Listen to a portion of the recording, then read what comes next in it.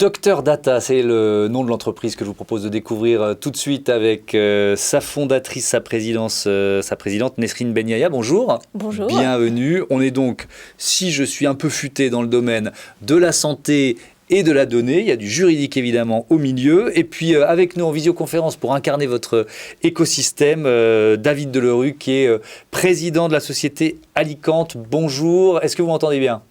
Je vous entends très bien. Bonjour. C'est quoi Alicante en quelques mots ?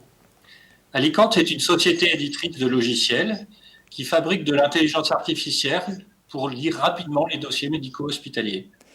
Et donc, vous travaillez, et on va le comprendre, vous êtes à la fois client et partenaire de Docteur Data. Cette entreprise, vous l'avez créée il y a 3 ans, c'est ça ? C'est bien ça. Avec quelle idée, quelle volonté ?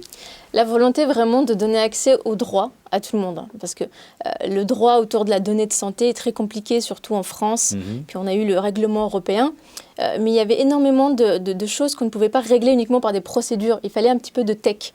Donc c'est pour ça que de son nom aussi Docteur Data, on n'est pas une équipe uniquement de juristes et de médecins, mais aussi beaucoup de développeurs techniques et d'ingénieurs.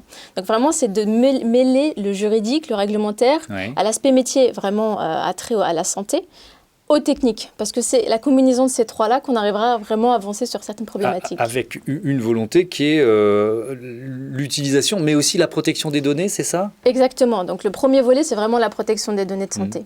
Parce qu'aujourd'hui, les données de santé sont les données les plus sensibles, comme les données génétiques, les données biométriques. La protection, certes, après, il y a la valorisation. Parce que nous, on ne voit pas ça sous le coup d'un coût, mais plutôt un investissement. Parce qu'une fois qu'on a protégé ces données, qu'on sait ce qu'on a, qu'on l'a structuré, on peut se dire, je vais pouvoir les valoriser. Mais ça ne veut pas dire forcément les monétiser, mais je vais les valoriser pour le patient, sa prise en charge, et puis je vais les valoriser pour la recherche, parce que demain, les chercheurs académiques, institutionnels ou industriels, comme Alicante, la société de David, ont besoin de ces données-là et ont la matière grise pour les faire parler pour notre médecine de demain. Mais pour pouvoir les valoriser dans de bonnes conditions, il faut les protéger et il faut aussi un consentement. Alors, le patient. Du patient. Et là, on est un peu dans une zone de flou aujourd'hui. C'est ça. En fait, le patient, on dit souvent qu'il est au cœur du système de soins. Alors, c'est pas totalement vrai parfois. Et dans la donnée, c'est jamais vrai. Clairement. On doit toujours l'informer. Ça, c'est l'obligation de base. On lui donne l'information sur le traitement de ces données. Comment on le fait, avec qui on les partage, où est-ce qu'on les stocke, comment on les sécurise. Et puis, arriver à la réexploitation de ces données-là, parfois, on doit demander son consentement. Ou alors juste l'informer et lui laisser la possibilité de dire non. Donc, ce qu'on appelle l'opt-out, l'opposition. Et ça, lui délivrer cette information, aujourd'hui, c'est très compliqué. Alors déjà, techniquement, juridiquement, déjà, il faut le savoir. Puis techniquement, et puis même de façon sémantique. Le patient n'est pas, comme vous et moi, attrait à toutes ces choses-là de la tech. Donc il faut que ce soit vulgarisé et démocratisé. Et donc, ça, c'est complexe. Et donc c'est là que vous avez développé, notamment avec Alicante, une solution qui s'appelle Isalid. C'est quoi Isalid ? Alors, c'est une solution, comme son nom l'indique, Isalid, c'est un petit peu le cocon qui est à la fois protégeant, mais qui s'ouvre au monde. Donc on a travaillé depuis plus d'1 an avec notre équipe technique, parce qu'on a trouvé un peu des trous dans la raquette dans nos audits, parce qu'on met en place de la conformité au RGPD dans les hôpitaux et dans les entreprises comme Alicante. On a trouvé des trous dans la raquette. Et on s'est dit, il faut qu'on y réponde, c'est pas possible. On maîtrise la réglementation, on a l'équipe technique, on va trouver des solutions. Et donc, on s'est rencontré avec David, dont on est délégué à la protection des données pour Alicante, avec les mêmes problématiques. Mais lui, il les vivait vraiment. Nous, on les a vus uniquement. Et on s'est dit, ok, on va prendre des acteurs de notre écosystème, des hôpitaux, des entreprises, et on va leur faire tester notre preuve de concept, et on va voir comment ça donne. Et donc, Isalid, on est vraiment parti sur une base. On va partir du patient, le premier chez nous. Quelle information on doit lui donner et comment on lui donne. Et ensuite, l'hôpital. Comment l'hôpital, une fois qu'il a une donnée propre, qu'il peut utiliser, va les partager avec des sociétés comme Alicante. C'est vraiment une fusée avec 2 étages, des 3 acteurs vraiment liés entre eux. Alors justement, David Delerue, comment alors vous êtes à la fois client et partenaire de Docteur Data. Comment vous avez participé à la mise au point de cette nouvelle solution d'Isalid ? En exprimant nos besoins essentiellement et ceux de nos clients. Nous avons besoin de créer un climat de confiance. La confiance est très importante pour le développement de l'intelligence artificielle parce que par défaut, les acteurs de la santé, y compris patients, ont un réflexe de méfiance qui est naturel envers ces nouvelles technologies, cette intelligence artificielle qui va décider à la place des médecins et des infirmières, qui va absorber des données des patients sans que le patient le sache. Donc, si on n'instaure pas ce climat de confiance, on n'arrive pas à progresser, on n'arrive pas à développer et surtout à faire que nos outils soient utiles. C'est là où Dr Data intervient.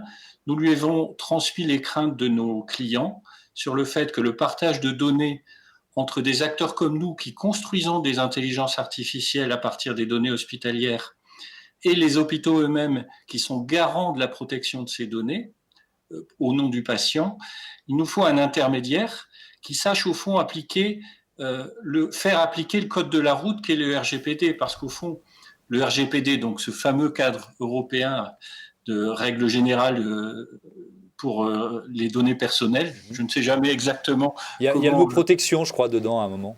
Voilà, effectivement, en fait, je mélange entre la version anglo-saxonne et la version française. En tout cas, ce cadre RGPD, ça n'est qu'un code de la route de la data, au fond, mais tout code de la route doit se faire respecter.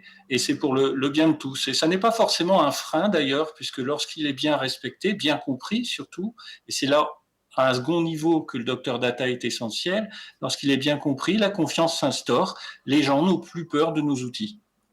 Et alors, il nous reste un peu moins d'une minute pour dire que dans le développement de cette solution, Isalide, tout n'est pas fait encore, c'est ça? Tout n'est pas fait. Donc, le premier étage de la fusée est fait, donc savoir gérer le consentement et l'information du patient. Et il a un consent store, c'est-à-dire qu'aujourd'hui, les hôpitaux peuvent avoir un espace où ils disent, voilà, je vais utiliser vos données pour ça, ça et ça. Et lui, il peut dire OK ou non. C'est vraiment le principe même, et donc ça donne un go à l'hôpital pour faire ensuite les recherches. Donc ça fonctionne déjà. Ça fonctionne déjà. Ensuite, il y a le partage de données lui-même, c'est-à-dire que les données, c'est parfois dans des fichiers assez lourds entre l'hôpital et des sociétés comme Alicante. Il peut se faire aujourd'hui de façon sécurisée sur la plateforme. Mais il faut savoir que tout est tracé dans nos smart contracts. C'est-à-dire qu'on ne peut même pas modifier l'information qui est dedans, et on ne peut même pas y accéder, c'est-à-dire qu'on ne peut pas réidentifier directement le patient, puisque en fait, c'est une clé tellement longue qu'elle regroupe un peu tous les électrons qu'on a aujourd'hui, les atomes qu'on a dans l'univers. C'est vraiment ça, la blockchain en soi. Et donc, en quelques mots vraiment, vous êtes dans une logique d'automatisation, il faut que ça soit fluide, quoi. C'est ça, parce qu'aujourd'hui, à partir du moment où vous avez l'accord du directeur de l'hôpital pour utiliser les données, donc déjà, il faut l'avoir, c'est entre 12 et 15 mois, voire 2 ans, pour pouvoir que les sociétés comme Alicante accèdent aux données. Ce n'est pas possible si on veut faire de l'innovation aujourd'hui en France et en Europe. Donc nous, on veut essayer d'automatiser le maximum. Donc déjà, le premier étage de la fusée, on l'a fait. Et le deuxième, c'est entre l'hôpital et la société. Il y a énormément de discussions, les droits de propriété intellectuelle. Donc là, il faut qu'on automatise un peu plus. Et ben voilà, c'est l'ambition de Dr Data. Merci à tous les deux d'avoir participé à Écosystème. Voilà, c'est la fin de cette émission qui était passionnante, beaucoup d'univers, de personnalités, de binômes différents à découvrir. Si vous voulez vous aussi participer à cette émission, vous pouvez nous écrire à l'adresse demain@apm.media. La programmation, l'équipe d'Écosystème vous attend à l'adresse demain@apm.media. Salut à toutes et à tous, on vous attend dans notre écosystème.